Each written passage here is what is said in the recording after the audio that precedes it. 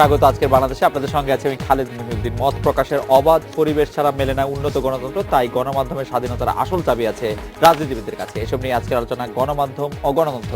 কথা বলতে স্টুডিওতে আছেন বিএনপির আন্তর্জাতিক বিষয় সম্পাদক doctor S M Asaduzzaman Ripon এবং আওয়ামী লীগের সাংগঠনিক সম্পাদক খালিদ মাহমুদ চৌধুরী। আমি প্রথমে খালিদ মাহমুদ চৌধুরী আপনার কাছে জানতে চাইবো যে একদিকে দেখা যাচ্ছে চাপাতি সন্ত্রাস, অন্যদিকে রাষ্ট্রে একমুখী সংসদ ও একমুখী গণতন্ত্র, সার্বিকভাবে মত প্রকাশের স্বাধীনতার পরিবেশ আমাদের দেশে এখন কেমন? সরকারি দল থেকে বলা হচ্ছে নিয়ন্ত্রিত গণতন্ত্রের বিকল্প হিসেবে তারা দেশের অর্থনৈতিক উন্নয়ন জোরদার করছেন, এটা মানে সামনে বেশি আসছে বলা হচ্ছে, এটা বলা ভুল হলো। আপনি কি মনে করছেন যে মত প্রকাশের স্বাধীনতার পরিবেশ এখন আমাদের দেশে কেমন? না, মত প্রকাশের স্বাধীনতার যে কথাটা আপনি বললেন, এটা তো আমাদের এই সন্ধ্যার পরে বাংলাদেশে বিভিন্ন চ্যানেলগুলোতে যখন আমাদের এই শোগুলো শুরু হয়ে যায়, টক শোগুলো, তখন এগুলো দেখলেই আমাদের 16 কোটি মানুষ বুঝতে পারে যে আমাদের মত প্রকাশের স্বাধীনতা আছে কি না। আমরা মানুষের মত প্রকাশের ক্ষেত্রে বর্তমান সরকার মানে গলা চিপে ধরছে কি না, এগুলো বোঝা যায়। এবং আমি সত্যি ক্ষমা চেয়ে নিচ্ছি, আমার মানে একটু ইন্টারাপ্ট করার ইচ্ছা নাই, কারণ তারপরে বলতে হচ্ছে যে কিন্তু কেউ কেউ যে বলেন যে মতিউর রহমান চৌধুরী ভাই যে অনুষ্ঠানটি করতেন সেটি বন্ধ করে দেওয়া হচ্ছে, মাহমুদুর রহমান মান্নাকে জেলে দিয়ে দেওয়া হয়েছে, অমুক তমুককে ঠিক আছে, আমি আপনার সঙ্গে একমত। এগুলো হয়তো আমরা দেখতে পাচ্ছি না, বন্ধ করে দেওয়া হয়েছে কি হয়নি বা দেখতে পাচ্ছি। মানে এখন মনে করেন সাংবাদিকতা মানে এই নয় যে আপনি দেশ বিরোধী কর্মকাণ্ডে লিপ্ত হবেন। জি, সাংবাদিকতা মানে এই নয় যে আপনি দেশের মানে যেই আইন শৃঙ্খলা পরিস্থিতি আপনার রিপোর্টিং এর কারণে বিঘ্নিত হোক, সেটাও কিন্তু আপনার দায়িত্বের মধ্যে পড়ে না। কাজে এবং এগুলো করতে গিয়ে আপনি আইনের ঊর্ধ্বে কিন্তু না, রাইট। কাজে এগুলো আপনি আপনাদের এই জায়গাটাও আপনাকে দায়িত্বশীল, দেশের যে শাসনতন্ত্র আছে, দেশের যে পরিচালনার একটা যে ব্যবস্থাপনা আছে, এগুলোকে তো আপনাকে বিধিমালা নীতিমালা এগুলো অনুসরণ করতে হবে। কাজেই আপনারা তো সমালোচনা করলে আপনারা মনে করেন বিপক্ষে, আমরা যারা আপনাদের পক্ষের লোক আছি শুধু আপনারা তাদেরকে ভালোবাসেন আর কাউকে ভালোবাসেন না। এখানে যেটা হচ্ছে যে যখন আমি যে কথাটা বললাম, আমার আগের আপনার এই উত্তরটা আমার আগের কথাই আছে, যে আপনার ইয়ে আছে যে আজকে এখানে আমাদেরকে এখানে ডেকেছেন, যে আপনি আমাকে এই যে কথাগুলো আপনি আমাকে প্রশ্নবাণগুলো ছুড়ে দিলেন, আমি কিন্তু কথাগুলো বলছি, এই কথাগুলো গ্রহণ করা না করার ইয়েটা কিন্তু আপনার মানে এটা সরকারের জনগণের। রিপন ভাই যেমন এখানে আছে, নিশ্চয়ই রিপন ভাই এখানে নিয়ন্ত্রিত কথা বলবেন না আমি মনে করি, এবং আমরা তো সেটাই দেখছি যে তাদের সেই যে কথাগুলো বলার জন্য তিনি এসেছেন সেই কথাগুলোই বলবেন। রাইট। কাজে যে কিন্তু রিপোর্ট ব্যাপারে সেটাও বলে যে সেটাও বলে যে আমাদেরকে আবার পরে ধরে নিয়ে যাবে না, তো এটা তার রাজনৈতিক কৌশল। আচ্ছা আচ্ছা, এগুলো করলে যদি জনগণের কিছুটা ইয়ে পাওয়া যায়, সহানুভূতি পাওয়া যায়, এগুলো কৌশল। কাজে আরেকটা আপনি কথা বললেন শুরুতেই যে সংসদের বিষয়টা বললেন, আমি কিন্তু সংসদের ইয়ে থেকে এখানে আসলো, আজকে প্রায় কয়েকটা বিল পাস হয়ে গেল। তো আপনার হচ্ছে এই সংসদ আজকে এই পর্যায়ে কেন? আমাদের রাজনৈতিক ভুল সিদ্ধান্ত বা ভুল কার্যক্রমের কারণেই তো আজকে এই সংসদটা এখানে গেছে। কাজে যেই দলটার আজকে সংসদে থাকার কথা ছিল সেই দলটা আজকে সংসদে নাই, এর বাস্তবতা তো আমাদের জনগণ বুঝছে। এবং যদি যেই কারণে তারা নাই, সেই কারণটা যে মানে সঠিক ছিল না, সেটা তো এই 2.5 বছরে সেটা প্রমাণিত হয়েছে। মানে সেটাও বা কি করে বলি ভাই, কারণ হচ্ছে যে আমরা তো মানে নির্বাচন নিয়ে যে আশঙ্কা বিএনপি করেছিল, সেই আশঙ্কার কিছু ফলও তো আমরা আসলে দেখলাম সর্বশেষ, বিশেষ করে ইউনিয়ন পরিষদ নির্বাচনে কিন্তু আমরা আসলে বিএনপির আশঙ্কা। এখন আপনি যদি বলেন যে আমি 2-2-4 এটা আমি বুঝবো না, তাহলে আপনি বোঝানো যাবে না। রাইট। এখন নির্বাচনটাকে আমি প্রশ্নবিদ্ধ করবো, এটাকে আমি ছাড়বো না, তাহলে তো আপনাকে আমি কিভাবে মানে সঠিক পথে নিয়ে আসবো? আপনি তো সিদ্ধান্তই নিছেন যে নির্বাচন প্রশ্নবিদ্ধ করেই আমার রাজনীতি শেষ করব আমি, তাহলে আপনাকে তো আমি ঠেকাইতে পারবো না। এটা নির্বাচন ব্যবস্থাটা একটা দলের উপর নির্ভর করে না, এখানে সব রাজনৈতিক দলের যেমন দায়িত্ব আছে, আইন শৃঙ্খলা রক্ষাকারী বাহিনী তাদের দায়িত্ব আছে, নির্বাচন কমিশন দায়িত্ব আছে, ভোটারের দায়িত্ব আছে, পুলিং এজেন্টের দায়িত্ব আছে, প্রিজাইডিং অফিসার দায়িত্ব আছে। আমরা কি সকলেই সেই দায়িত্বটা পালন করছি? আমার মনে হয় যে এই দায়িত্বের প্রসঙ্গে আমি একটু রিপন ভাইয়ের কাছে আসতে চাই। তার আগে রিপন ভাই আরেকটি কথা বলতে চাই যে রিপন ভাই, আপনাদের দল থেকে প্রায় এরকম বলা হয় যে সরকারি টেলিভিশনগুলিতে যেসব টক শোতে যেসব লোক আসেন তাদেরকে বিভিন্ন রকম তালিকার মাধ্যমে কে আসবেন না আসবেন সেটি বলে দেওয়া হয়। আমি বারবার টেলিভিশনে বলেছি যে আমাকে এরকম কোনো তালিকা দেওয়া হয়নি। আপনি কি এরকম ফিল করেন আজকে বিশ্ব মুক্ত স্বাধীন সাংবাদিকতা দিবসও বটে, যে আপনার উপর কোনো চাপ আছে বা আপনি সরকারি কোনো তালিকায় অন্তর্ভুক্ত ছিলেন তার বলে এসেছেন, এরকম আপনার মনে হয় কিনা? আমি সরকারের তালিকার মধ্যে আমার নাম আছে কিনা এটা যেমন আমি জানি না, আমি আমাকে বাদ দেওয়া হয়েছে কিনা সেটাও আমি জানি না। তবে এটুকু আমি বলতে পারি যে আগে যেভাবে আমি টেলিভিশন চ্যানেলগুলোতে যেভাবে টকশোতে আমি অংশ নিতাম, জি, বা যেভাবে আমি আমন্ত্রণ পেতাম আলোচনা অংশ নেওয়ার জন্য, তা কিন্তু এখন সেটা আমি একটু মাঝখানে বলে রাখি, আপনাকে আমরা মানে অন্তত 15 দিন আহ্বান জানানোর পরে আজকে আমরা পেলাম। সেটা হচ্ছে আপনার ইচ্ছা, আপনি আসেন নাই, আপনার ব্যস্ততার কারণে আসেন নাই, বা আপনার আমাকে অপছন্দ সেই জন্য আসেন নাই। সেটা না, মানে আমি অ্যাটলিস্ট সেটা হয়তো মানে আমি যেহেতু আপনি খুব ওপেনলি আপনি নিজে বললেন, সেজন্য আমাকেও একটু মানে ওপেনলি বলতে হবে।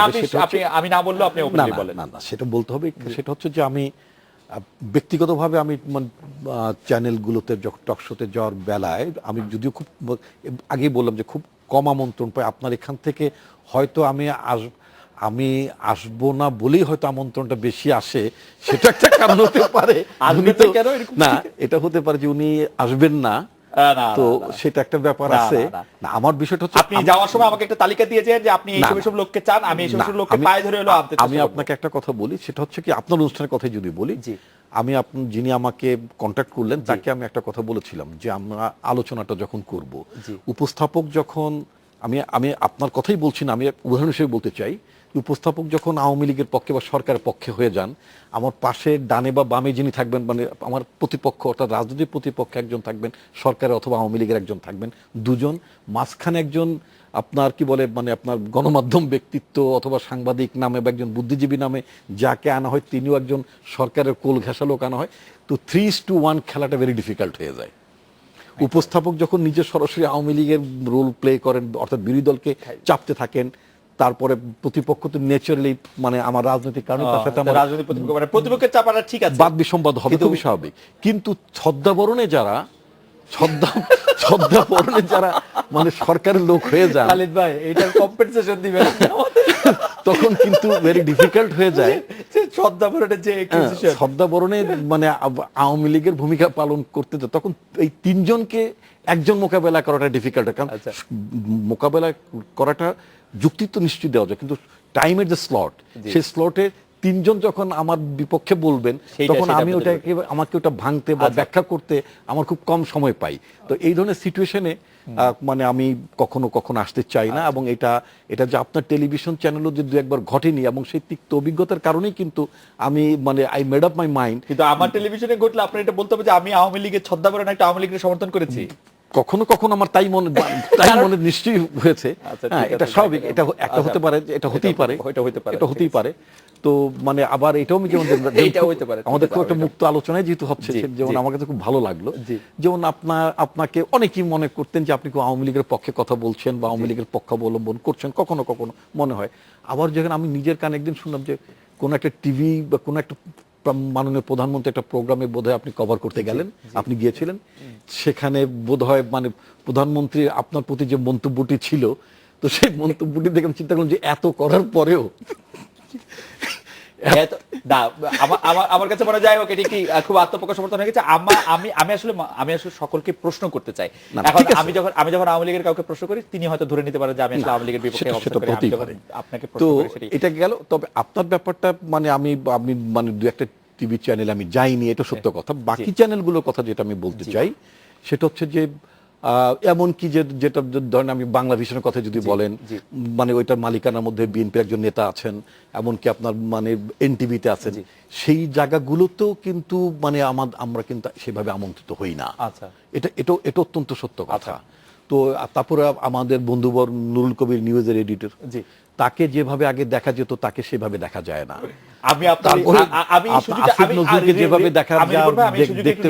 আমি একদম দর্শকদের উদ্দেশ্যে বলছি যে নুরুল কবির ভাই বা আসিফ নজরুল ভাই আমাদের এখানে আসার জন্য আমরা সবসময় চাই যে ওনারা আসুন, আপনারা আসেন, আমরা সবসময় চাই। এবং কোনোভাবেই, আমি বাংলা ভিশনের কথা জানি না, আমি এনটিভির কথা জানি না, কোনোভাবেই আমাদের কোনো দায়িত্বের জন্য সরকার বা আমাদের মালিক পক্ষ দায়ী না, এটা হয়তো আমার দোষ। না না না না, আপনাকে অনেক ধন্যবাদ। আপনি মত প্রকাশ স্বাধীনতা প্রসঙ্গে আপনি যাই বলতে চান আপনি বলতে পারেন, আমার কোনো এটা নিয়ে আপনার কোনো না। সেটা একটা ব্যাপার আছে যে আপনি একটু আগে বললেন না, খালিদকে বললেন, খালিদ আমাদের অত্যন্ত ছোট ভাই, আমি ওকে ব্যক্তিগত খুব পছন্দ করি। তো সেটা হচ্ছে যে মানে সব কথা তো খুব উন্মুক্তভাবে বলা যায় না, কারণ মাথা তো আমার একটা, আর আমি ব্যক্তিগত গরিব মানুষ ভাই। আমি জেলে টেলে চলে গেলে এই উকিল মুক্তার নিয়োগ করা আমার জন্য ভেরি ডিফিকাল্ট। আমার ফ্যামিলির জন্য খুব পরিস্থিতি খুব খারাপ হয়ে যাবে। তো সেজন্য আমি তো মানে যেটাকে বলেন যে আমি যে খুব উন্মুক্তভাবে কথা বলতে পারি বা সে সাহস, আপনি কি অনুমতি দিলে রিপন ভাই আমাদের সবারই, খালিদ ভাই আপনিও সে সময় বিশ্ববিদ্যালয়ের ছাত্র ছিলেন, আমরাও বিশ্ববিদ্যালয়ের ছাত্র হিসেবে রিপন ভাইকে পেয়েছি, ডাক সাইটে ছাত্র নেতা, উনাকে এত ভীত মনে হচ্ছে কেন? আপনারা কি করেছেন আসলে খালিদ ভাই একটু বলবেন? আমি যেটা বলেছি এটা তার রিপন ভাইয়ের রাজনৈতিক পলিসি রিপন ভাই কামান বলে যে এই কথাগুলো রাইট, যে এত কিছু করার পর আজকে কথা বলতেছেন, মানে যে তাদের যে রাজনৈতিক যে সংকুচিত রাজনীতি, এটা একটা পলিসি হতে পারে যে এই কথাগুলো বলে তারা বোঝাতে চাচ্ছে যে এই কথা আমরা যদি কথা বলতে চাই তাহলে হয়তো বা জেলখানা, তাহলে রাজনীতি করব জেলখানায় ভয় পাবো। আমি একটা বলি, আমি জেনারেল ওবানের কথা বলি। আমি মুক্তিযুদ্ধে বিএলএফ এর ট্রেনিং হচ্ছে, আমাদের party general secretary Syed Ashraf, তার সঙ্গে সৈয়দ নজরুল ইসলামের সাথে দেখা হয়েছে, বাংলাদেশ সরকারের উপরাষ্ট্রপতি ছিলেন। তিনি বলেছেন তুমি আশরাফে বলো তার মায়ের সঙ্গে যোগাযোগ করতে। তিনি বলেছিলেন যে এখন আমি যুদ্ধে আছি, মায়ের সঙ্গে দেখা করার কোনো সুযোগ নেই। এটা হচ্ছে কমিটমেন্ট। আপনি রাজনীতি যখন আপনি করবেন, আপনি রাজনীতি কর্মসূচি যখন থাকবে, তখন আপনার হচ্ছে আপনি একটু কন্ট্রাডিক্টরি কথা বললেন কিনা, সাংঘর্ষিক কথা বললেন কিনা। একবার বললেন এটা হচ্ছে রিপন ভাই রাজনৈতিক কৌশল, কারণ এরকম কোনো কিছু নাই, আর দ্বিতীয়বার বললেন যে জেল কাটবে, মারা গেলে। এটা আমার কথা, রিপন ভাইয়ের কথাটা আমি বলেছি যে এটা কৌশল, আর আমি বলেছি রাজনীতির এটাই হওয়া উচিত। আপনি যেটা বুঝেছেন এটা আমি বলি না যে আপনি ভুল বুঝেছেন। বিষয়টা হচ্ছে যে আমরা তা বলবো না। আমি যেটা বলতে চাই এটা আমার পক্ষে বিপক্ষের বিষয় না। বাস্তবতাটা যেটা হচ্ছে আপনি যেটা বললেন যে আমরা পুরো 9টা বছর আমরা সামরিক শাসনের বিরুদ্ধে এরশাদ সাহেবের বিরুদ্ধে আমরা আন্দোলন করেছি। আমি এবং খালিদ মাহমুদ চৌধুরী যে দলটি করতেন, ছাত্র সংগঠন করতেন, সেই দলের তৎকালীন সভাপতি সুলতান মোহাম্মদ মনসুর, আমরা কন্টেম্পোরারি, আমরা একসাথে রাজনীতি করেছি। আমরা সেই সময় যেভাবে আমরা আন্দোলন সংগ্রাম করেছি, আমরা কিন্তু সামরিক শাসকের বিরুদ্ধে আন্দোলন করতে ভয় পাইনি, কিন্তু গণতন্ত্রের নামাবলী গায়ে দেওয়া একটা গভর্নমেন্টের বিরুদ্ধে আন্দোলন করাটা প্রচন্ড মানে ঝুঁকিপূর্ণ, মানে প্রাণঘাতী ব্যাপার স্যাপার, বা আপনার এটা ফেরত আসা যায় না। আমি আবার আপনার কাছে ফেরত আসি, এটা বিরোধী নিয়ে এসে এই জায়গায় মধ্যে ফেরত আসি। শুধু আপনাকে একটু জানতে চাইবো যে এর একটা বড় কারণ কি এরকমও হতে পারে যে রাজনৈতিক দল হিসাবে আপনি যে রাজনৈতিক দলটি করছেন সেটিও 1990-এর সেই উত্তাল সময় থেকে অনেকাংশে দুর্বল হয়েছে, আদর্শচ্যুত হয়েছে, সেটিও কি একটা কারণ হতে পারে কিনা? আমরা এটা বিরতি নিয়ে ফিরছি আপনাদের কাছে।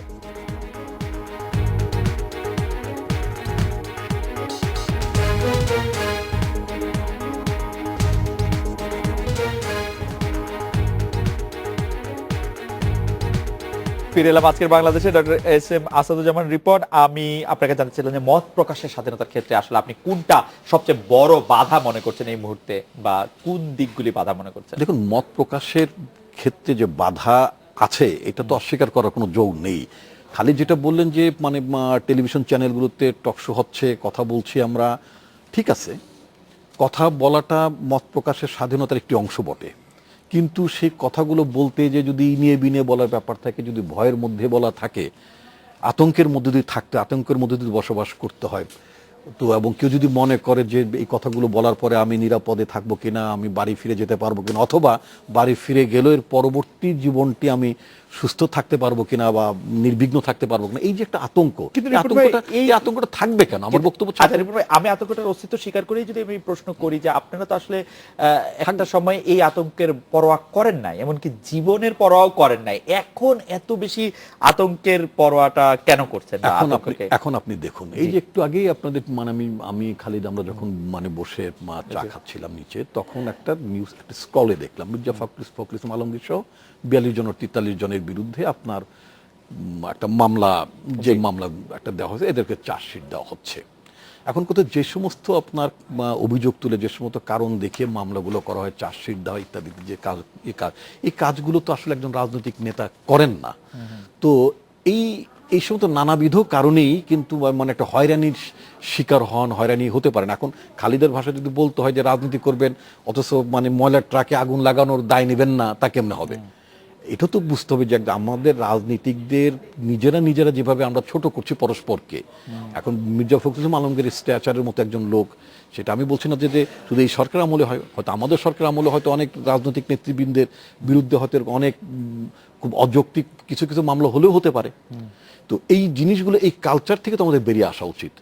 এরশাদ সাহেবের কথা আমার পক্ষে বলাটা খুব ডিফিকাল্ট হয়, কারণ আমি 9 বছর আমরা আন্দোলন করেছি এরশাদ সাহেবের একদম মাঠে, রাইট। তো সেই লোককে যখন বলতে হয়, যদি কেউ বলে, আমি এই জন্য কথাটা খুব সযত্নে এড়িয়ে যাই, আমাদের দেশে একটা প্রবণতা আছে এর চেয়ে মানে এর বর্তমান খুব খারাপ অবস্থা, তার মানে এরশাদের অবস্থা এর চেয়ে ভালো ছিল। তো এই কথাটা যখন বলা হয় এরশাদের আমলে ভালো ছিল, এরশাদের আমলে কম্পারেটিভলি রাজনীতিকরা কম্পারেটিভলি ফ্রিডম বেশি পেতেন, এইগুলো বললে তো সামরিক স্বৈরাচারের পক্ষে বিষয়টা চলে যায়। আমার মনে হয় যে জনাব খালিদ মাহমুদ চৌধুরী একটু বলি, আপনি তো অনেক প্রোটেক্ট আছেন। যেমন হচ্ছে আপনাকে তো মনে করেন গ্রেনেড হামলার শিকার হতে হয় নাই 21শে আগস্টের মতো।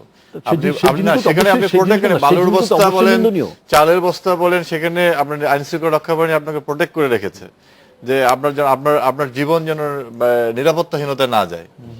আপনার তো গ্রেনেড মারেনি। আপনার কাছে আর কোনো নতুন খবর আছে যে মানে উনার জীবনের আর কোনো সমস্যা আছে কিনা, আবার বালুর বস্তা দিয়ে তাকে না, আমি বলি যে যেই সহিংস কর্মসূচিটা দেওয়া হয়েছিল সেটি দেওয়া হচ্ছে পরে, যেখানে সন্ত্রাস বিরোধী কর্মকাণ্ড করতে গিয়ে বর্তমান প্রধানমন্ত্রী গ্রেনেড হামলার শিকার হয়েছিলেন, যেখানে 24 জন মানুষ মারা গেছে এবং নারী নেত্রী আইবি রহমান মারা গেছে। আমাদের এই ধরনের অবস্থার শিকার হয়েছে, কিন্তু সেখানে আমরা তো এই জঙ্গিবাদ, সন্ত্রাসবাদ, সাম্প্রদায়িকতার বিরুদ্ধে যে আন্দোলনটা করেছি, দুর্নীতি লুটপাটের বিরুদ্ধে যে আন্দোলন, সেখানে তো আমরা কিন্তু থেমে থাকি নেই। এটাই রাজনীতি। তখন এটা রাজনীতিটা ছিল একটা সত্যের উপরে দাঁড়িয়ে, কারণ সেই কারণে আমাদের এই আন্দোলন কখনো এক মুহূর্তের জন্য দুর্বল হয়নি, থেমে থাকেনি। কাজে এখানে রেস্ট নাই। যেমন বলা হয় 5 জানুয়ারি নির্বাচন করেছি আমরা, করার পরে আমরা 1 বছর সময় দিয়েছি, দেখি। এখানে তো রাজনীতিতে এটা কোনো রাজনীতি, আমি যদি মনে করি যে এই সিদ্ধান্তটা ভুল, এই সিদ্ধান্তটা জনগণের স্বার্থের জন্য যাচ্ছে না, তাহলে আমরা রেস্ট দেওয়ার কি আছে এখানে? আপনি তো আসলে বিএনপির রাজনীতি তো আপনি কিরকম করে তারা কিরকম করে রাজনীতি করবে? অবশ্যই আমি না, বিএনপির রাজনীতি কিভাবে করবে এটা আমি সাধারণ নাগরিক হিসেবে অ্যানালাইসিস করার রাইট আছে আমার। আপনি অ্যানালাইসিস করতে পারেন, কিন্তু কিভাবে আপনি সাধারণ নাগরিক নন, বিএনপি কিভাবে রাজনীতি করছে না সেটা আপনি বলতে পারেন, কিন্তু বিএনপি কিভাবে রাজনীতি, এমনও তো হতে পারে যে বিএনপি ইচ্ছা করে কিছুটা সময় নিচ্ছে ক্ষমতার বাইরে থেকে, তারা নিজেদেরকে সংগঠিত করছে, সেটা আপনারা যাতে আরো অনেক বছর ক্ষমতা না আসতে পারে সেজন্য চেষ্টা করছে। সেটা হতে পারে, সেটা সেই স্বপ্ন থাকতে পারে। সেই ধরনের যদি থাকে যে না আমরা রেস্ট নিচ্ছি, আওয়ামী লীগ সময় দিয়ে আমরা এরপরে বার আমরা 21 বছর আমরা আসতে দেই নাই, এরপরে বার আমরা 42, এটা তো বলেছেন, এটা বেগম জিয়া বলেছিল 42 বছর ক্ষমতা আসতে পারবেন বেগম জিয়া বলেছেন, এগুলো কথা বলেছেন। কিন্তু বাস্তবতাটা কি এটা আমাদেরকে দেখতে হবে। বাস্তবতাটা হচ্ছে এইটাই যে বিনা ভোটে ক্ষমতা থাকা যায়। বাস্তবতাটা এইটাই যে আজকে দেশ সঠিক ধারায় চলছে, শাসনতান্ত্রিক একটা ধারা আছে, গণতান্ত্রিক ধারা আছে। আপনি যেটা বললেন গণবান্ধব না গণতন্ত্র, দুইটাই আছে। গণতন্ত্র আছে, গণমাধ্যমের যে স্বাধীনতা সেটাও আছে। গণমাধ্যম সেই স্বাধীনতার মধ্যে আমার কেমন একটা পিক এন্ড চুজ লাগে, মানে এই স্বাধীনতাটা মনে হয় যে কখনো আপনাদের যখন ভালো লাগে তখন যাকে খুশি তাকে দেন। আমি বলি এই জায়গাটা এই যে আপনার মনের মধ্যে একটা কাজ করছে, এটা হয়তো আমার মধ্যেও কাজ করছে। রিপন ভাই 16 কোটি মানুষ কেন কাজ করছে জানেন? কাজ করছে যে বাংলাদেশে যে প্রত্যাশিত যে রাজনৈতিক দলটা, সেটা আজকে মূল ধারা থেকে দূরে আছে, ছিটকায় পড়ে গেছে। মানে যেমন বলছেন আপনি গণতন্ত্র মানে সংসদ এখন এককেন্দ্রিক হয়ে গেছে, এটা বলছে। হ্যাঁ, মানুষের প্রত্যাশা ছিল যে আওয়ামী লীগ সরকার গঠন করলে বিএনপি বিরোধী দলে থাকবে, বিএনপির কথা যদি বাদে খালি আমি একটু, এটাই হচ্ছে কথা। সেখানে অপ্রত্যাশিতভাবে আজকে জাতীয় পার্টি বিরোধী দলে, কিন্তু এই জায়গাটা আপনি একটু অ্যাবনরমাল সিচুয়েশন আছে মানুষের মধ্যে। অবশ্যই বিএনপির কথা যদি আমি বাদও দেই, আওয়ামী লীগ সরকার যে কোনো ধরনের ভিন্নমত সহ্য করে না, সেই ক্ষেত্রে আমরা দেখি যে ধরেন তেল গ্যাস রক্ষা, বন্দর বিদ্যুৎ বন্দর রক্ষা আন্দোলনের ক্ষেত্রে যদি আপনারা সেটার মধ্যে আপনারা বাধা দেন, আপনারা তাদের শিক্ষকদের আন্দোলনের মধ্যে আপনারা লাঠিপেটা করেন, আপনারা ইমরানের সরকার যুদ্ধাপরাধীদের বিচারের দাবিতে সোচ্চার হলে আপনারা তাদেরকে বন্ধু ভাবেন, যখন তিনি তনু হত্যা শফিক রেহমানের গ্রেপ্তার সমালোচনা করেন আপনারা তাকে শত্রু ভাবেন। তো সেই ক্ষেত্রে এটা মনে হয় না যে আপনারা আসলে ভিন্নমতকে একটু এটা না। আপনি দেখেন আমাদের যেটা হচ্ছে, আপনি যে কথাটা বললেন যে আপনার শিক্ষকরা আন্দোলন করছে, জি আমি বলছি যে বা তেল গ্যাস আন্দোলন করছে, তেল গ্যাসের যে আন্দোলনটা করে সেটা যদি যখন সহিংসতার রূপ নেয়, কোনো জায়গায় যদি ল অ্যান্ড অর্ডার সিচুয়েশন যদি আপনার ওই রকম পরিস্থিতি দাঁড়ায় যায়, তখন কিন্তু আইন শৃঙ্খলা রক্ষাকারী বাহিনীকে কিন্তু দায়িত্ব নিতে হয়। যেমন কয়েকদিন আগে আপনি দেখেন যে আমার প্রগতিশীল ছাত্র সংগঠনগুলো একটা হরতাল ডেকেছিল। জি আমি সেই হরতালের মধ্যে আমার ঠিক ওইভাবে আমি প্রস্তুত ছিলাম না। আমি একটা আমার এলাকার একটা কাজে আমি রাস্তা ব্যবহার করছিলাম, হঠাৎ করে দেখি গাড়ি ভাঙচুর হচ্ছে। আমার যে গাড়িতে আমি ছিলাম সেখানে বলা হচ্ছে যে গাড়ি ভাঙচুর হচ্ছে, অনেকগুলো গাড়ি ভাঙচুর। তো সেই জায়গাটা আইন শৃঙ্খলা রক্ষাকারী কি করে বলেন? খালেদ মহিউদ্দিন ওই জায়গায় গাড়ির মধ্যে পড়ে গেল, আপনার গাড়ির মধ্যে দুইটা ঢিল পড়ে গেল, আপনি অপ্রস্তুত অবস্থা, সেই জায়গায় কি আইন শৃঙ্খলা রক্ষাকারী বাহিনী যদি আপনার সাহায্যে এগিয়ে আসে তাহলে কি আপনি বিব্রত হবেন? সাহায্যে এগিয়ে আসা মানে হচ্ছে যে ধরেন কোন একটা মিছিলকে একটা জেলা থেকে আরো 4টি জেলা পার হয়ে গিয়ে ওখানে গিয়ে দিয়ে আসা, ওটার মধ্যে একটু তফাৎ আছে। এটা তো আপনার করতেই হবে। সেই জায়গাটায় হচ্ছে যে আমি জানি না, কারণ আপনিও মাঠের নেতা, আমি একটু তাহলে রিপোর্ট ভাইয়ের কাছে যাই। আমি আপনার কথা আমার কাছে খুব কনভিন্সিং এখন মনে হচ্ছে না, কিন্তু রিপোর্ট ভাইয়ের কাছে আমি জিজ্ঞেস করতে চাই যে গণজাগরণ মঞ্চের দিকে যখন গণজোয়ার ছিল তখন আপনারা এটিকে নাস্তিক ব্লগারদের একটি আখ্যা হিসেবে প্রতিষ্ঠা করার চেষ্টা করেছেন। এর বিপরীতে হেফাজত ইসলামের পক্ষে আপনারা সোচ্চার ছিলেন। মুক্ত চিন্তা, মুক্ত মতের অবাধ পরিবেশের জন্য আপনাদের সেই এবং এই অবস্থান আসলে কতটা অনুকূল ছিল? মত প্রকাশের স্বাধীনতা নিয়ে বিএনপির আসল অবস্থানটা আসলে কি? বিএনপি কি মত প্রকাশের স্বাধীনতাতে বিশ্বাস করে কিনা? আসলে বিএনপি মত প্রকাশের স্বাধীনতা বিশ্বাস করে কিনা এটা উত্তরটা আমি এইভাবেই দিতে চাই। বিএনপি মত প্রকাশের স্বাধীনতাটা পুনঃপ্রতিষ্ঠা করেছিল,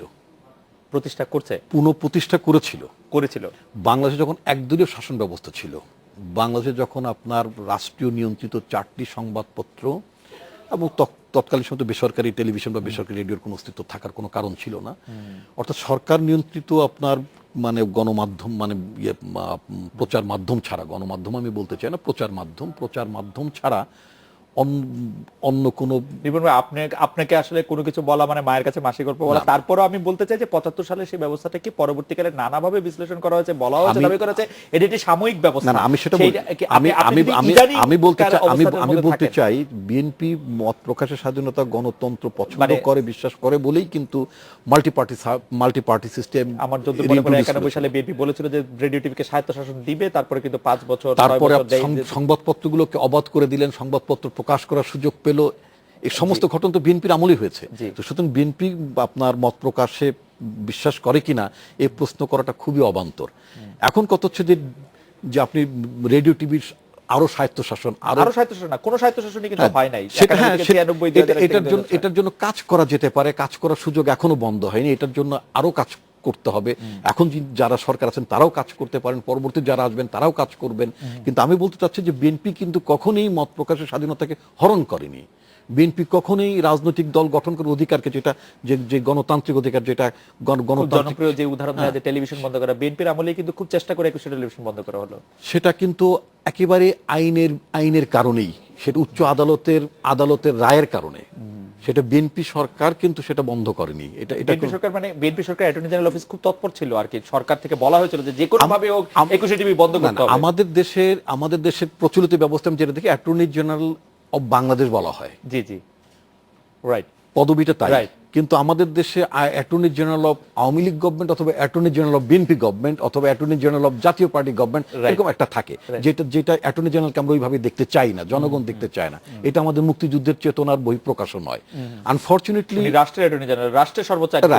এখন দেখা যাচ্ছে যে অ্যাটর্নি জেনারেল শুধুমাত্র সরকারের পক্ষেই দাঁড়ান, তিনি রাষ্ট্রের জনগণের পক্ষে তিনি দাঁড়ান না, বা তার অফিস সেইভাবে ব্যবহৃত হয় না। আপনি বলতে চাচ্ছেন যে বিএনপি আসলে মুক্ত চিন্তার পক্ষেই আসলে বিএনপির অবস্থান নিঃসন্দেহ, এবং এখানে আরো কাজ করার সুযোগ আছে, এবং বিএনপি ভবিষ্যতে ক্ষমতায় গেলে এটাকে আরো আপনার স্বাধীনতা দেয়া যেতে পারে।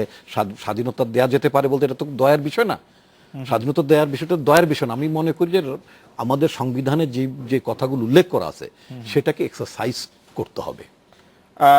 আমি আজকে যেহেতু বিশ্ব মুক্ত স্বাধীনতা সাংবাদিকতা দিবস, আমি একটা বিরতি নিতে চাই। বিরতির পর যখন ফিরে এসে আপনার কাছে খালিদ ভাই আবারও ওই পুরনো জিনিসে যেতে চাই। সম্প্রচার আইনের খসড়ায় জেল জরিমানার ব্যবস্থার কথা বলা হয়েছে, অন্যদিকে প্রেস কাউন্সিল আইন সংশোধনকে তিরস্কারের বদলে পত্রিকা সাময়িক বন্ধ রাখার মতো ব্যবস্থা যুক্ত করা হচ্ছে। গণমাধ্যমের স্বাধীনতার জন্য এই আইন কতটা ইতিবাচক? এই মুহূর্তে যেই গণমাধ্যম আপনাদেরকে এরকম ভাবে সমর্থন দিয়ে যাচ্ছে সেই গণমাধ্যমের মধ্যে মানে গলা টিপে ধরার এই জায়গাটা মানে কেন আপনাদের জন্য জরুরি মনে হচ্ছে, আমরা একটা বিরতি নিয়ে ফিরে আপনার কাছে এটি জানতে চাইবো।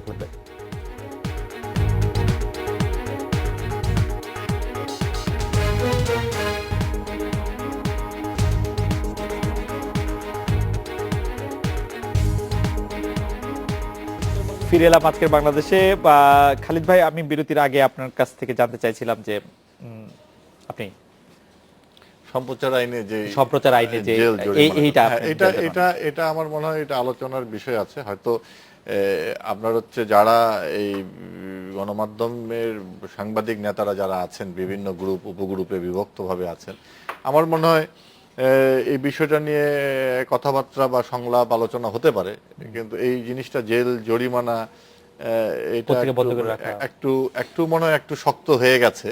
তা আমার ধারণা এটা নিশ্চয়ই একটা আলোচনা এটা পর্যায়ে যাবে এবং সেখান থেকে আমিও ঠিক এটার সঙ্গে একদম পুরোপুরি ভাবে আমিও ঠিক এটাকে মানে সংসদে যখন বিলটি আসবে তখন কি আপনি কি একটু এটা থেকে আপনি একটু নোট অফ না না সংসদে যখন এটা আসবে এটা নিশ্চয়ই আমাদের যে কমিটি আছে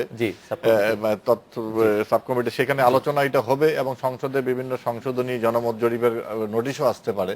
সেটা যখন সংসদে আসবে আমরা দেখবো। কিন্তু যেহেতু আপনি বললেন যে জেল জরিমানার বিষয়টা এখানে আমার মনে হয় আরো আলোচনার বিষয় আছে। আমার কথাবার্তা এটা হয়তো আপনি যখন পাইলাম একটা জিনিস একটু জানতে চাই যে সংশোধিত 70 অনুচ্ছেদ আসলে কি, আপনি কি ইচ্ছা করলে আপনার মতামত এখানে ব্যক্ত করতে পারবেন যে আসলে এই আইনটা আমার পছন্দ হচ্ছে না, আমি কথা বলছি, বা কোন আইন যদি এরকম আসে আপনি না না এটা হচ্ছে আমাদের দলের ডিসিশন। এখানে যখন এটা যখন মানে সংশোধিত আকারে যখন আসে অনুমোদন হয়ে এটা পার্লামেন্টে উপস্থাপন হওয়ার পরে এটা আবার কমিটিতে যায়। কমিটিতে এখানে যাচাই বাছাই পরীক্ষা নিরীক্ষা করার পরে তারপরে এটা পাশের জন্য সংসদ উত্থাপন হয়। সংসদ যখন উত্থাপন হয় তখন বিভিন্ন সদস্যরা এটা সংশোধনী দিতে পারে এবং হচ্ছে আপনার সমালোচনা কি করতে পারবেন মানে এটা যখন সংশোধনী দিবে বা জনমত যাচাই তখন এখানে আমার আলোচনা হতে পারে, এটা সম্ভব, এটা সম্ভব। এবং প্রত্যেকটা বিলের ক্ষেত্রে সেটা হয়। সেখানে আমাদের দলীয় অবস্থানের একটা ব্যাপার আছে। সেখানে যদি আমাদের দলের অবস্থানটা যদি সেই মানে কমিটির সঙ্গে মানে মানে একমত হয়ে যায় যে কমিটি যেভাবে এই বিলটা উপস্থাপন করা হচ্ছে সেখানে হয়। আর তারপরেও যদি কোনো সংশোধনী থাকে সেটা আমাদের যে যাচাই বাছাই কমিটি তার সকলে থাকে না, একজন সংসদ সদস্য কি তার মতামত 10 জন সদস্যের মানে এখানে প্রতিনিধিমূলক 10 জন সব দলের প্রতিনিধি আছে। জি না, আমি বলছি যে সকলে তো থাকে না, দেখেন 298 জনের জন্য সকলে থাকে না, 297 নম্বর যারা থাকে না তারা এই সংশোধনীগুলো দিতে পারে। জনমত যাচাই অথবা সংশোধনী কোনো পয়েন্টে যদি তাদের সংশোধনী থাকে দিতে পারে, বা যদি মনে করে অধিকতর আরো যাচাই করা দরকার, খালেদ মহিউদ্দিনের সঙ্গে কথা বলা দরকার, আসুজ্জামান রিপনের সঙ্গে কথা বলা দরকার, সেটা নোটিশ আনতে হবে। আওয়ামী লীগের সাংগঠনিক সম্পাদক খালিদ মাহমুদ চৌধুরীর কাছে জানতে চাইবো, যারা এরকম সংশোধনীগুলি দেন তাদের কি ক্যারিয়ারে সমস্যা হয় কিনা? না এটা তো আমাদের দলের ডিসিশন, এটা আমাদের মানে তাদেরকে অপছন্দ করা হয় কিনা? না এখানে অপছন্দ করা বিষয়, এটা আমাদের দল সরকারি দল আর বিরোধী দলের পক্ষ থেকে এটা দেওয়া যায়। সরকারি দলের পক্ষ থেকে আমরা যখন দিব এটা আমাদের আলোচনার পার্লামেন্টারি পার্টির আলোচনার বিষয় আছে। ঠিক সংসদ সদস্যদের সেই সার্বভৌমত্বের জায়গাটা আমি পার্লামেন্টারি পার্টিতে কিন্তু আমরা এটা খোলামেলা আলোচনা করতে পারি, এতে কোনো বাধা নাই। আচ্ছা, পার্লামেন্টারি পার্টিতে আপনারা খোলামেলা আলোচনা করেন, কিন্তু সামনে এটা আসলে খুব খোলামেলা আলোচনা করেন। আমাদের দর্শকদের অনেক মতামত এসেছে, আমি দুটি মতামত একটু প্রশ্ন করতে চাই। জনাব আব্দুল লতিফ বলছেন যে বিএনপি লিডারদের কথা শুনলে মনে হয় দেশে কোনো গণতন্ত্র নেই।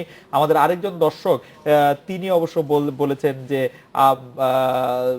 বেগম জিয়াকে যে বালুর বস্তা দিয়ে নিরাপত্তা দেওয়া হলো, তাহলে প্রধানমন্ত্রীকে নিরাপত্তা দেওয়া হলো না কেন? তারও তো প্রাণের ক্ষতি কেউ না কেউ করতে পারে বা তার সেটি করতে পারে, সেটি নিয়ে অবশ্য অনেক আলোচনা হয়েছে।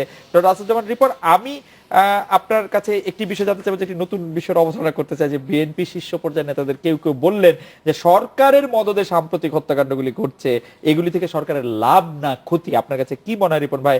আমরা তো ক্ষতিই দেখছি, কারণ এগুলি নিয়ে দেশে বিদেশে সরকার বিব্রত হচ্ছে, পাশাপাশি আইন শৃঙ্খলা রক্ষাকারী বাহিনী চ্যালেঞ্জের মুখে আছে, কেউ কেউ বলছে নির্বাচন দিলে আর এই হত্যাকাণ্ডগুলি ঘটবে না, তার মানে তো সরকারের একটু ক্ষতিই হয়। কিন্তু আবার বলছেন যে সরকার এই মদদে এই হত্যাকাণ্ডগুলি ঘটছে। এখন দেখুন, তার আগে একটু মানে কথা না বললে হয় না, আপনার কথা আমি আসছি। এই যে আপনি বললেন যে মানে আপনার গণমাধ্যমের কণ্ঠরোধ করা, অথবা যেটা বললেন যে আপনার সম্প্রচার আইনের কথা বললেন, এটা কিন্তু আওয়ামী লীগের একটা ইনহেরেন্ট ডিজিজ আছে। ক্ষমতা যখন তারা থাকে তখন তারা মানুষের মিডিয়ার কণ্ঠরোধ করতে চান। এটা 1975 সালে করেছেন, যখন তারা ক্ষমতা থাকেন তখন তারা সেটা করেছেন। এবং ইন্টারেস্টিংলি আমি রাজনীতির পাশে, কিন্তু রাজনীতি আমার প্যাশন, কিন্তু আমার পেশা তো সাংবাদিকতা, আমি তাই করি। 1997 সালে 96 সালে যখন আওয়ামী লীগ ক্ষমতায় আসলো, তখন আমার সকল পত্রিকাগুলোকেই বন্ধ করে দেওয়ার জন্য জেলা প্রশাসক অফিস থেকে নির্দেশ দেওয়া। শুধু তাই না, আপনার ভেরি ইন্টারেস্টিং চিঠিটা আমার কাছে এখনো আছে। সেটা হচ্ছে পরবর্তীতে আমি রিড করে অবশ্য সব ঠেকিয়েছি, that is a different issue. আপনার থানার ওসিকে লেখা হচ্ছে, আদিষ্ট হয়ে জানাচ্ছি, যে মানে জেলা প্রশাসন থেকে বলছে আদিষ্ট হয়ে জানাচ্ছি যে অমুক বেআইনিভাবে পত্রিকা প্রকাশ করছে, তো তার বিরুদ্ধে প্রয়োজনীয় ব্যবস্থা গ্রহণ করো। তো বেআইনিভাবে প্রকাশ কিভাবে হচ্ছে? এরশাদ সাহেবের আমলে আমার জনতার ডাক নামে আমরা সাপ্তাহিক পত্রিকা বের করতাম, এবং আমরা তখনকার সময় আমরা এটাকে তৎকালীন সরকারের বিরুদ্ধে অনেক লেখালেখি করতাম। আমার পত্রিকাটা 3 বার নিষিদ্ধ হলো জেনারেল এরশাদের আমলে। তো 2 বার আমি হাইকোর্টে রিট করে উইথড্র করলাম। থার্ড টাইমে আমি নিজে ক্লান্ত হয়ে গেলাম, এবং আমি নিজে ছাত্র আন্দোলনে বেশি ব্যস্ত থাকার কারণে এরপরে I didn't go to the court. তো এরপরে জাস্টিস শাহাবুদ্দিন যখন উনি অস্থায়ী রাষ্ট্রপতি হলেন, আমার জীবনে একবারই ঘটনাটা ঘটেছে, একজন সংবাদপত্রের সম্পাদক হিসেবে সরকার প্রধান অথবা রাষ্ট্রপতির আমন্ত্রণে বৈঠকে যায়, এটা আমার জীবনে একবারই ঘটেছে। আপনার ইমিডিয়েট মানে after fall of Ershad government, Shahabuddin সাহেবের আমন্ত্রণে গেলাম। যাওয়ার পরে মানে আমি তখন বললাম যে মাননীয় রাষ্ট্রপতি, মহামান্য রাষ্ট্রপতি, আপনার এখানে আমি একজন নিষিদ্ধ পত্রিকার সম্পাদক হিসেবে আমি আমন্ত্রিত হয়েছি। আমার পত্রিকা নিষেধাজ্ঞাটা প্রত্যাহার হয়নি অফিসিয়ালি। তো এটা প্রেসিডেন্ট শোনার পরে তৎকালীন আপনার যিনি পিআইও ছিলেন, তাকে তিনি তাৎক্ষণিকভাবে নির্দেশ দিলেন, এবং খুব তড়িৎ গতিতে বিশেষ বাহক মারফতভাবে আমার নিষেধাজ্ঞা প্রত্যাহারের চিঠিটা আমার অফিসে চলে আসলো। অর্থাৎ জনতার ডাকের এগেনস্টে নিষেধাজ্ঞা প্রত্যাহারটা হয়ে গেল। আমারটা শফিক রহমান সাহেবের জায়দায় দিন, আর একটা মানচিত্র বলে একটা পত্রিকা, 3টা পত্রিকাকে একই চিঠিতে করা হলো। ইন্টারেস্টিংলি এই চিঠিটা ডিসি অফিসে পৌঁছেনি। ও আচ্ছা, সেই টেকনিক্যাল কারণ দেখিয়ে না, কারণ দেখিয়ে না, ওদের কাছে তো আমার পত্রিকা নিষিদ্ধই আছে, কিন্তু এর মধ্যে পত্রিকা নিষিদ্ধের আইনটি কিন্তু বাতিল হয়ে গিয়েছে। পত্রিকা নিষিদ্ধের আইন বাতিল হয়ে গেছে। এখন এই যে পত্রিকা নিষিদ্ধের আইন বাতিল, তৎসত্ত্বেও আমার পত্রিকা বন্ধ করে দেওয়ার প্রবণতা হলো। এরপরে আমরা যেটা দেখতে পেলাম, আমরা একটা বিরতি নেই, কিন্তু আমরা একটু বিরতির আগে একটু দর্শকদের উদ্দেশ্যে একটি কথা বলতে চাই। আপনি বিরতির পরে নিশ্চয়ই আসে এটি ক্লিয়ার করবেন। আপনি যে সরকারের আমলে এই কথা বলতে পারেন যে এটি এই সরকারের প্রবণতা মানুষের কণ্ঠরোধ করার, এবং আপনি যেই সমালোচনা করতে পারেন সেটি সাংঘর্ষিক হয় কিনা, যে আপনি বলছেন যে এই সরকারের আমলে কণ্ঠরোধ করা হয়, আপনি সেটি যে বলছেন সকণ্ঠে এবং খুব উচ্চকিত কণ্ঠে এবং খুব সুন্দর করে বলছেন, সেটি সাংঘর্ষিক হয় কিনা আপনি সেটা আমাদের জানাবেন। আমরা একটা বিরতি নিয়ে ফিরছি আপনার কাছে।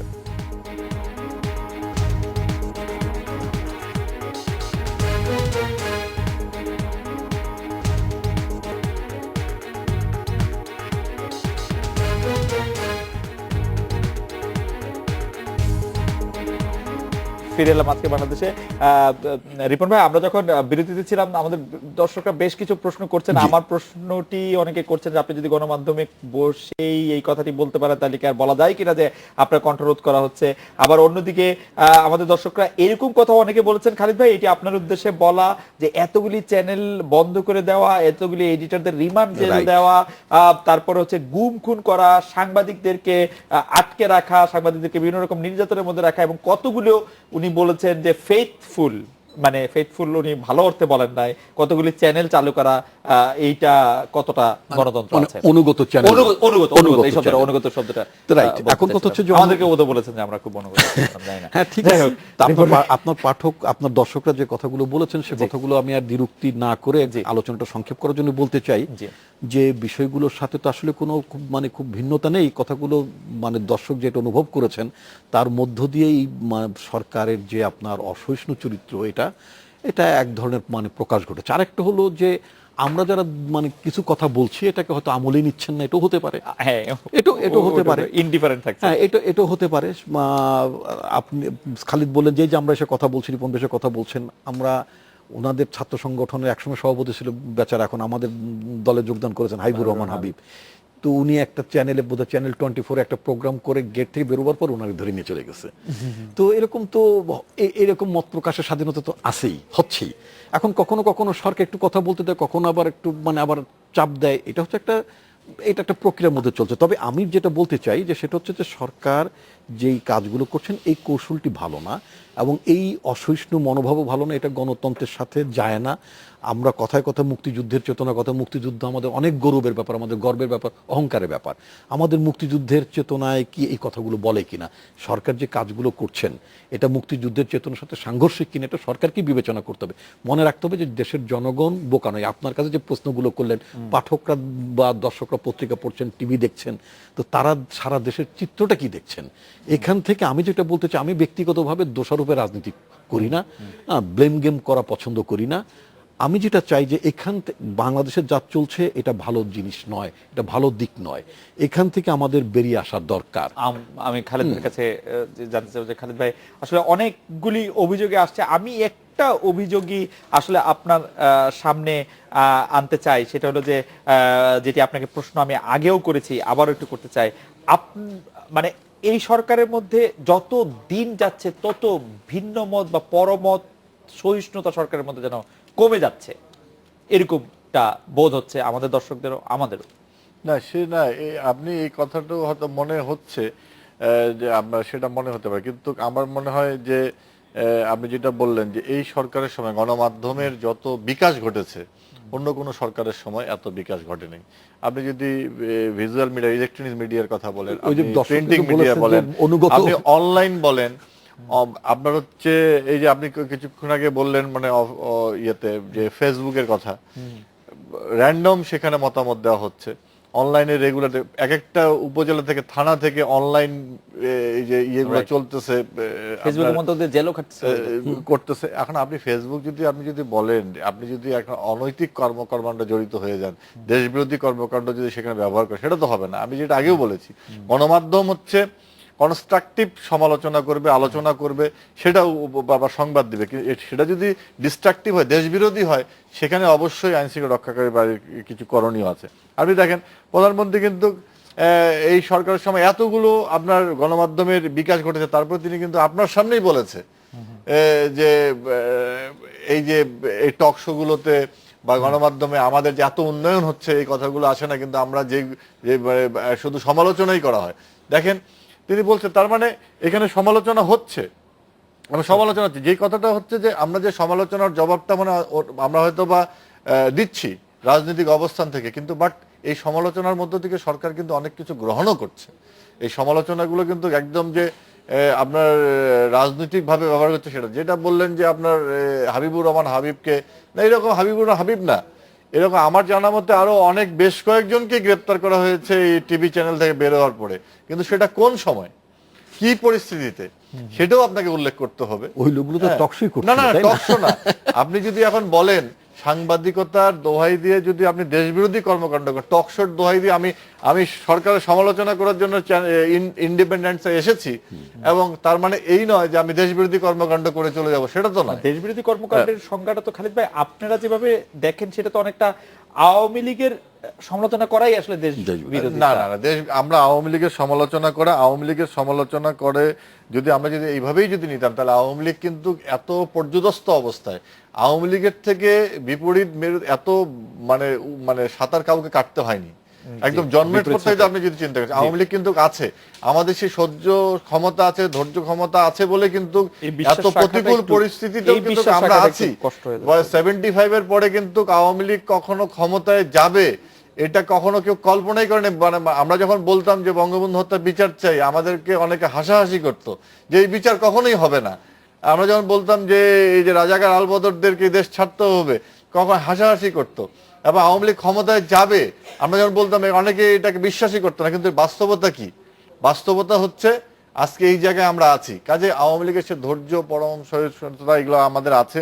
গণতন্ত্রকে আমরা চর্চা করি, গণতন্ত্র চর্চা করতে গিয়ে এই যে বিভিন্ন ধরনের উৎপাত, সন্ত্রাসবাদ, জঙ্গিবাদের যে উৎপাত আছে, সেখানে অনেকে যখন এগুলোকে সাপোর্ট করে, যখন হচ্ছে আপনার এই যে মার্কিন নাগরিক সিজার, যিনি একজনের বিষয়ে তথ্যপত্র কালেক্ট করতে গিয়ে এফবিআই কে ঘুষ দেওয়া হচ্ছে, তার ব্যাপারে কোনো কথা না বলে যার ব্যাপারে কথা বলা হচ্ছে তাকে সমালোচনা করা হচ্ছে, এইরকম আচরণ করলে তো আপনার পদক্ষেপ গ্রহণ করতেই হবে। শেষ করে দিতে হচ্ছে।